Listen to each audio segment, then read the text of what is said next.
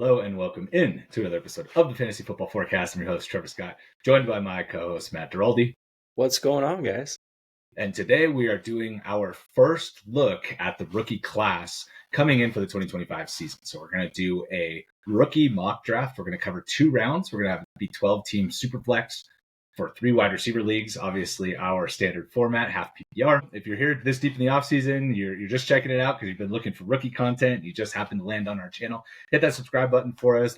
Without further ado, let's get into the draft. So how we set this up is we are going to project landing spots for these players based on the DraftScout mock that was done on January 5th.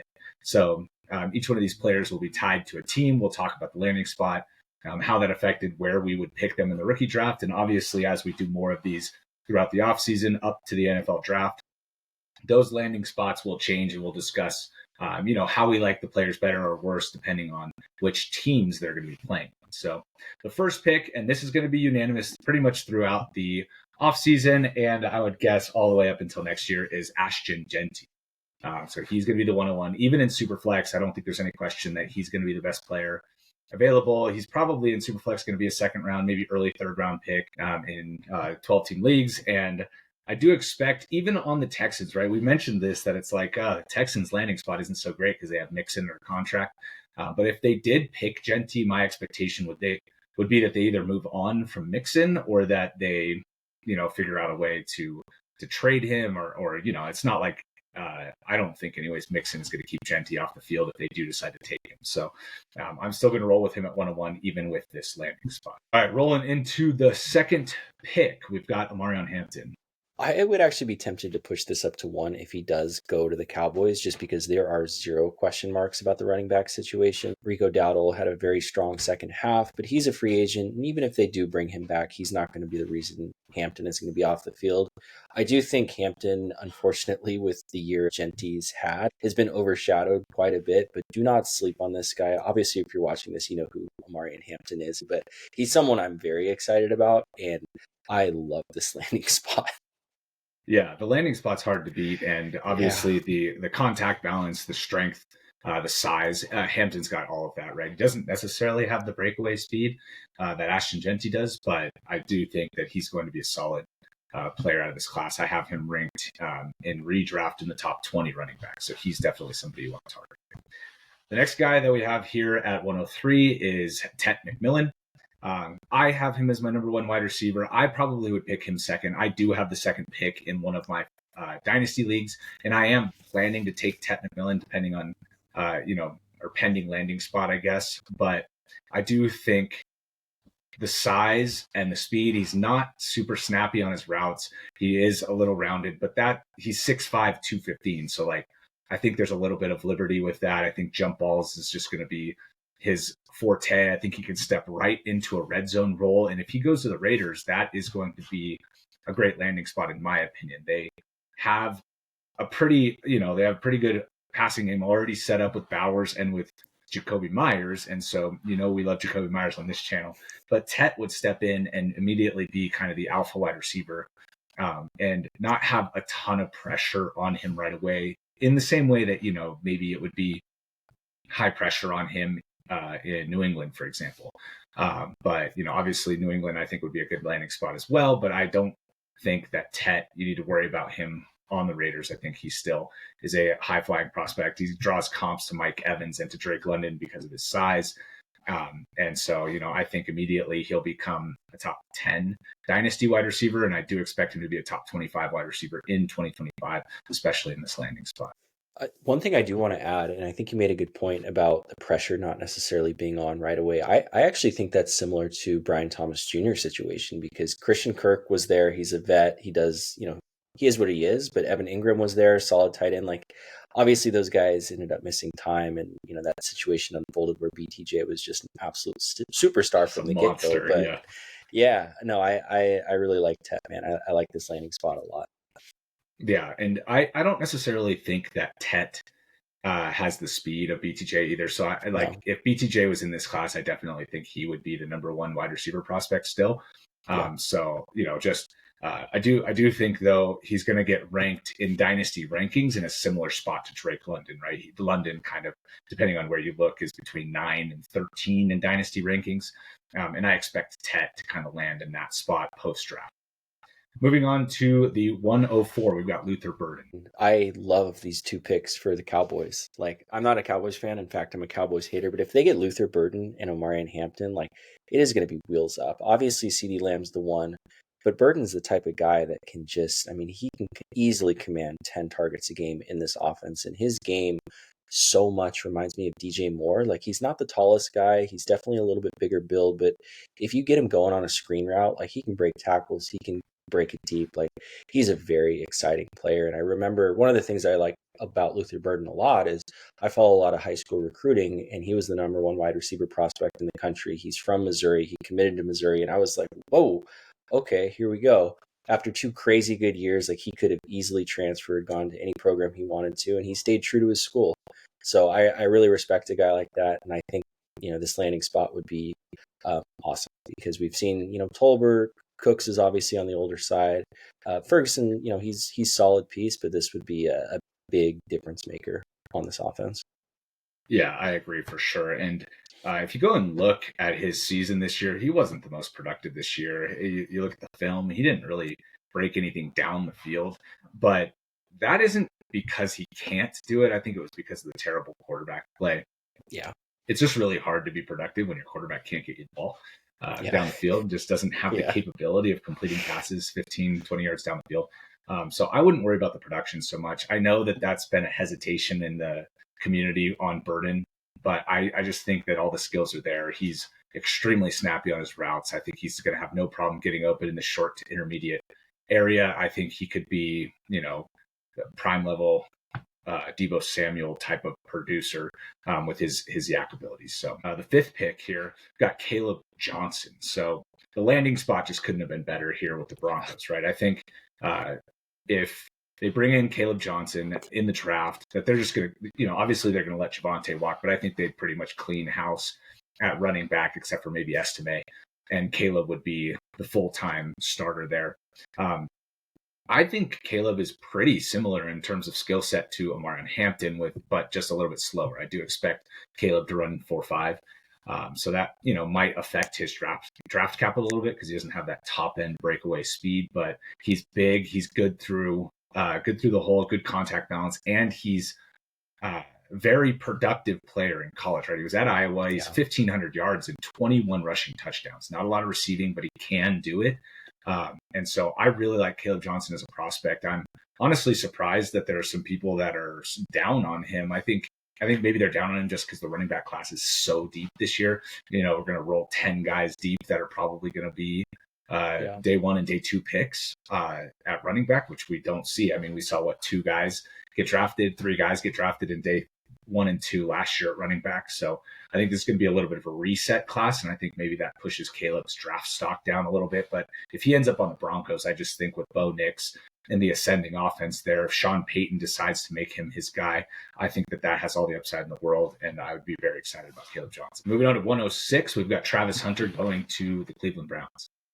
I mean, this one, it's just too early to tell, right? Like, we don't know if he's going to play receiver, cornerback, what have you. I don't love the landing spot in general, even if it is a wide receiver. They've obviously got Jerry Jeudy.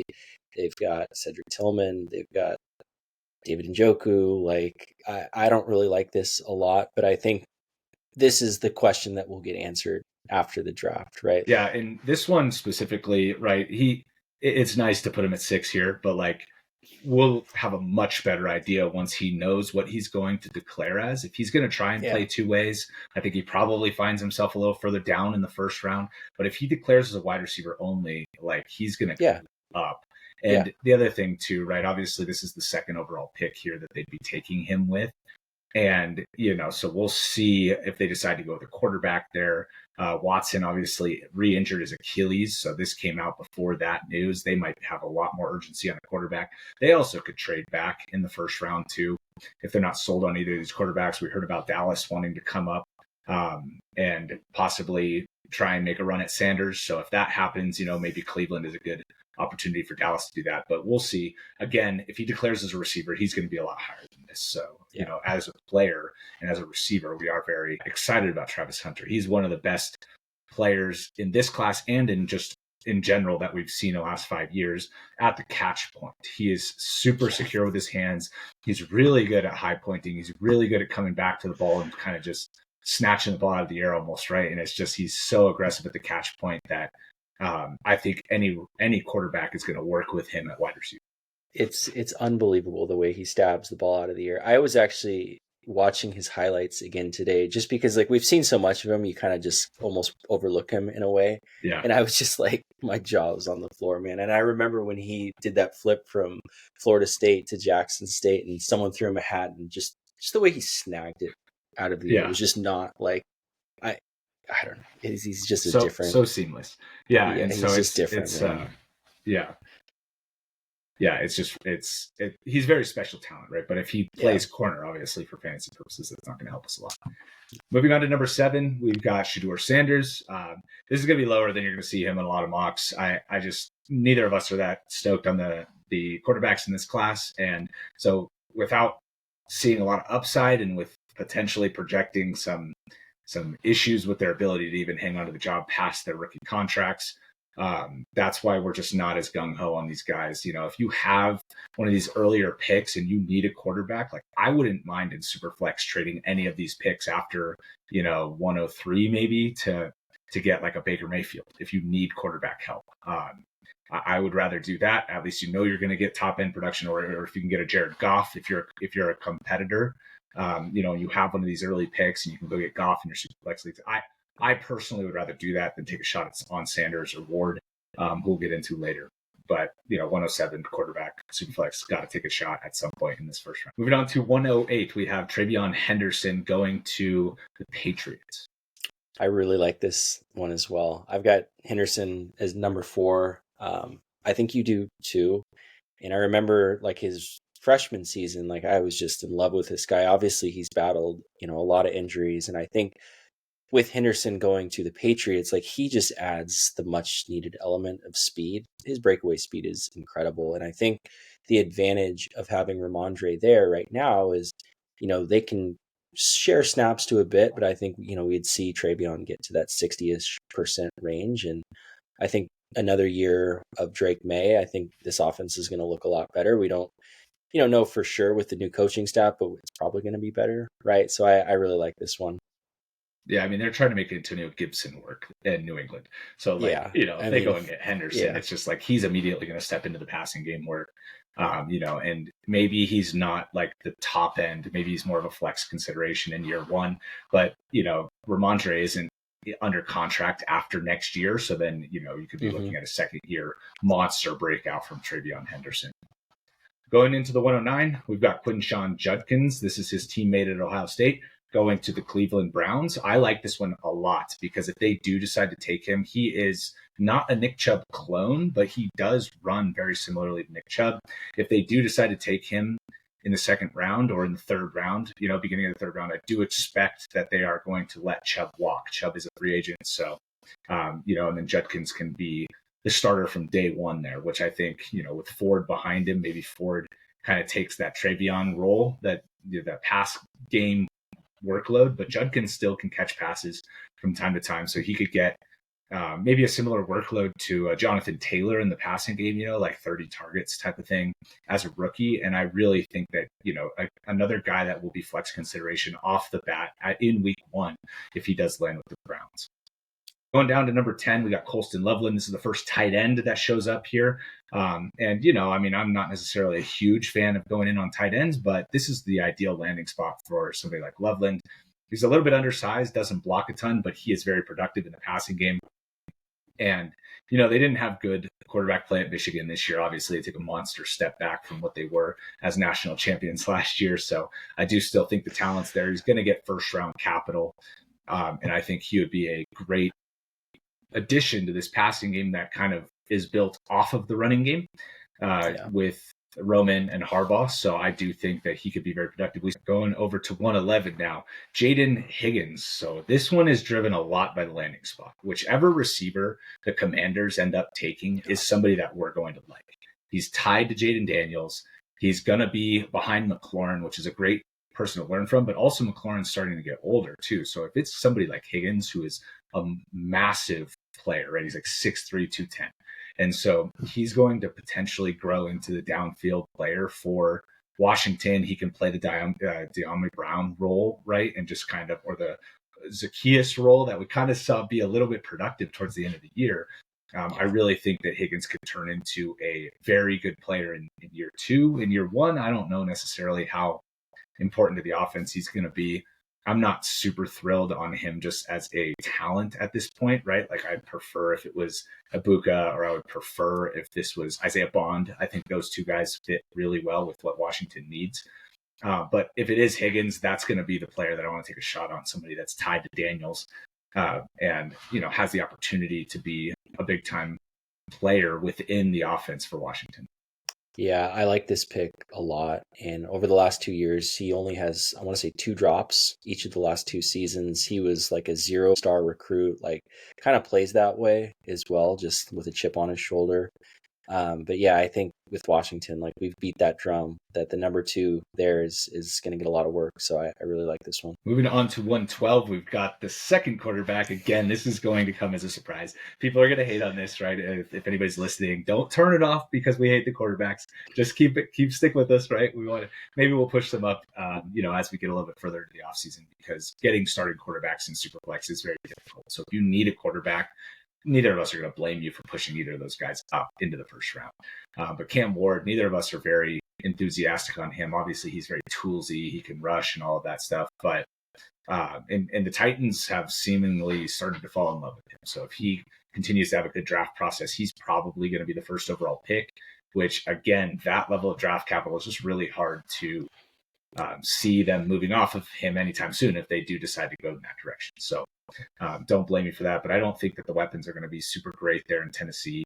They were just so bad this year, kind of breaking it all the way down. So they'd have a lot of work to do. I don't think he's a starter in Superflex in his first year. And so for that reason, I think it just makes it hard when you have some of these other players that I think could immediately be starters for you.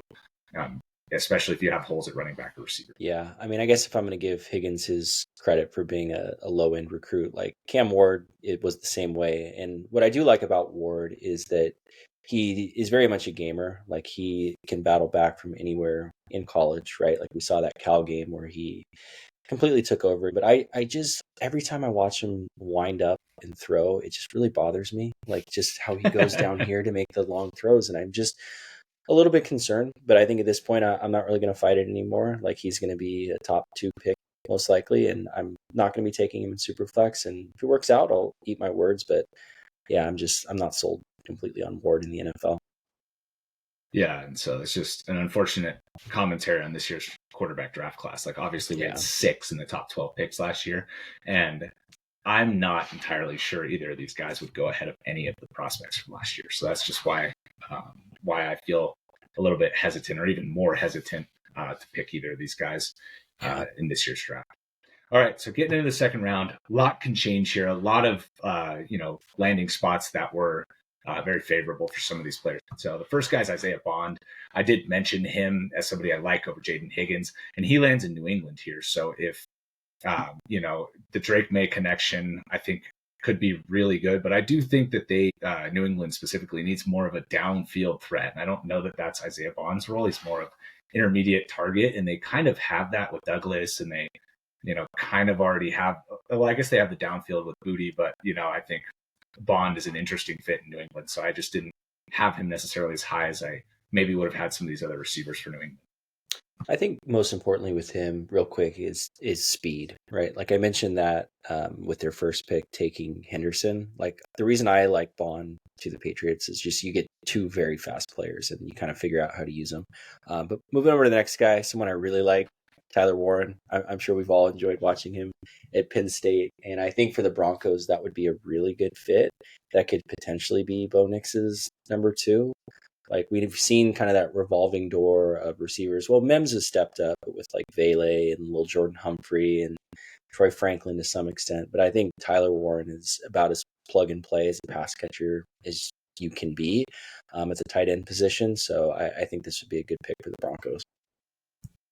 Moving on to 203 is Egbuka. I'm sure everybody has been listening. Everybody listening has been like, "Where's Egbuka? Where's Egbuka? Where's Egbuka?" But in this mock, they had him going to the Cardinals. So unfortunately, that just kind of knocks his upside down in a major way because he's going to be behind Marvin Harrison Jr. and he'd be behind Trey McBride. So it's like, okay, he's going to be the 3 and he's going to have to break into more targets. He's going to have to eat into one of those guys' targets. And they already were struggling to find targets for Marvin Harrison Jr. So I just don't love the landing spot here. Again, if he was at Washington or he was the one that ended up in New England, we probably push him up into the middle of the first round. So we love the talent, just not the landing spot. Moving on to pick 4, we've got Jalen Milroe going to the Raiders.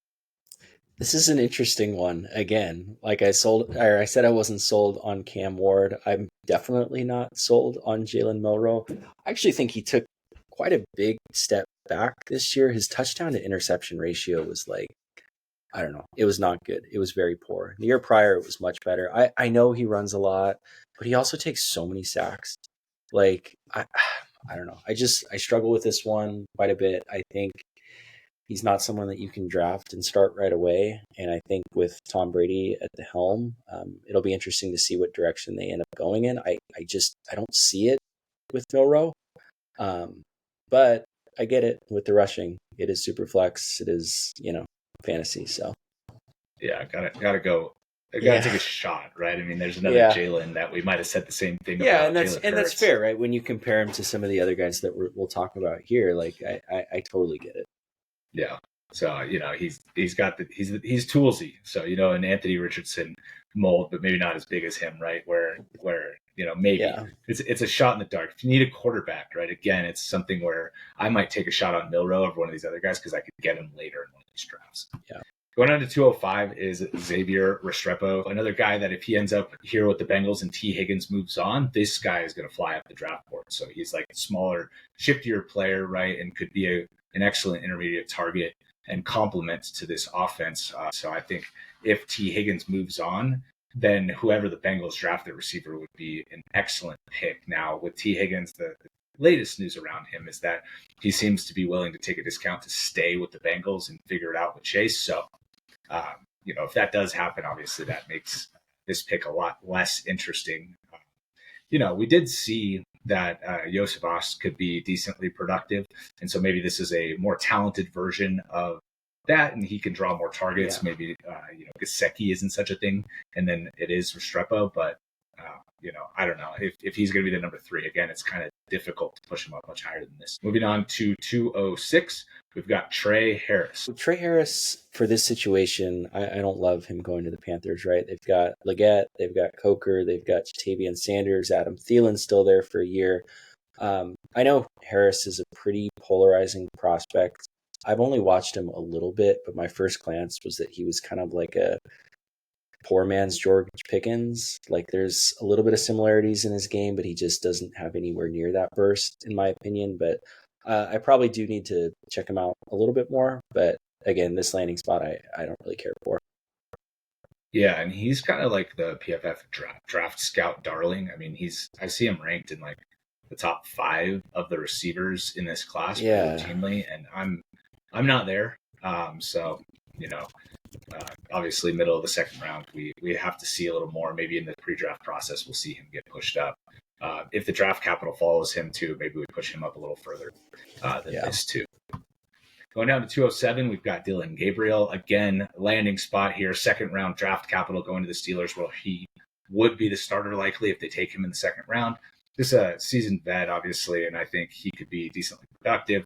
And honestly, I have more confidence that he would be a viable play in Pittsburgh in year 1 than Cam Ward in Tennessee. So I don't know. He's not going to jump off the page in terms of tools or anything like that, but I think he could be a serviceable quarterback if you're still at this point in the draft looking for somebody that could possibly fill your Superflex spot.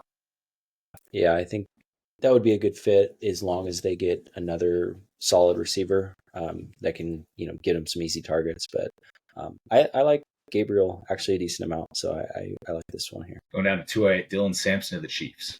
Yeah, so I love Samson, man. He's a speedster. So I think with this pick, obviously with Pacheco there, we'll see how healthy he looks throughout the remainder of the playoffs. But I would expect him, reports from camp this upcoming season, that he will be a full go. So, not someone that I think is going to be a viable starter unless something happens to Pacheco, but really like the player and would be going to a great team. Yeah, and Pacheco is only under contract for one more year. So again, this could be something where Sampson kind of starts to play more as the season goes along, and then the year after, you've got a starter for the Chiefs who, could be pushed up into the 4th round of drafts in 2025 or 2026.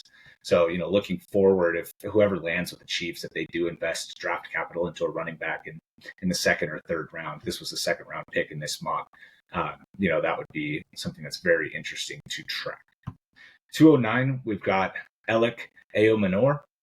He's a big-bodied receiver, so that would be, kind of Cam Ward's maybe number 1, but most likely more like a number 2, depending on Ridley's situation or if they try and acquire another receiver somewhere.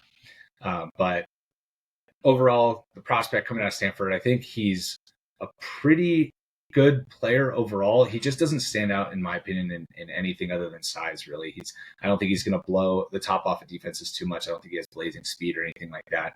And he's not the best route runner, but I do think he's going to be a day 2 pick at round 2 or 3 somewhere. And the size, I think, can help him be productive right away, in a way that's maybe like 700 yards and 4 touchdowns type of production. And then from there, he can try and build on his rookie season. So not somebody I'm super excited for in 2025, but I do think has the potential to grow into a number 1 receiver. Going on to 210, Cam Scatabo. This is your guy.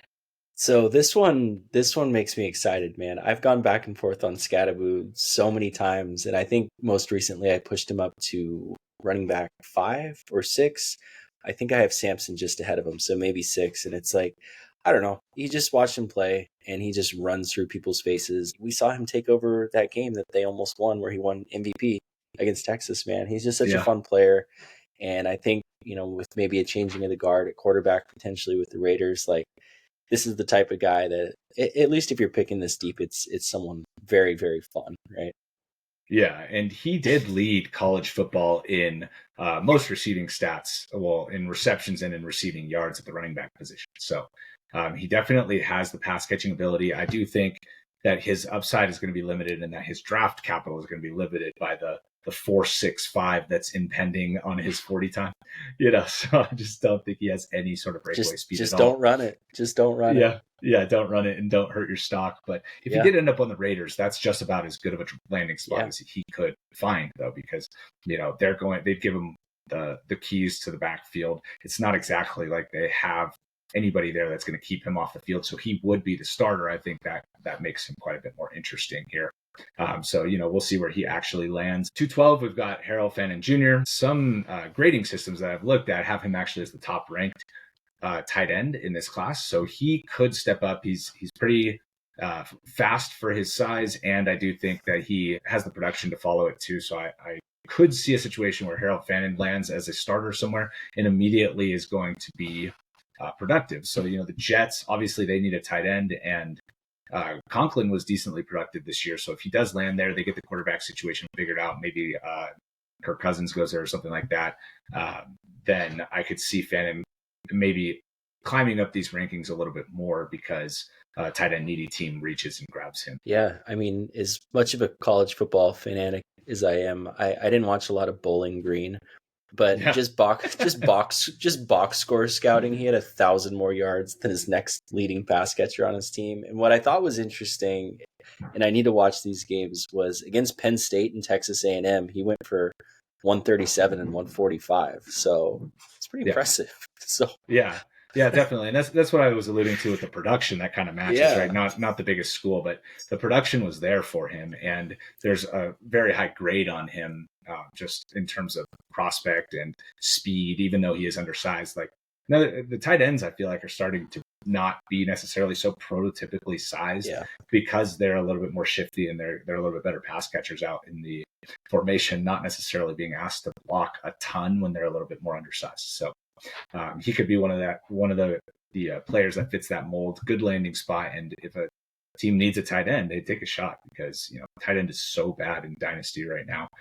You got like 3 guys that you want, and then everybody else is like, what can I get for them in trade? So, if you're hurting for tight end and you have a late second round pick, like I think this is a pretty good option for you to kind of check out if he gets a good landing spot.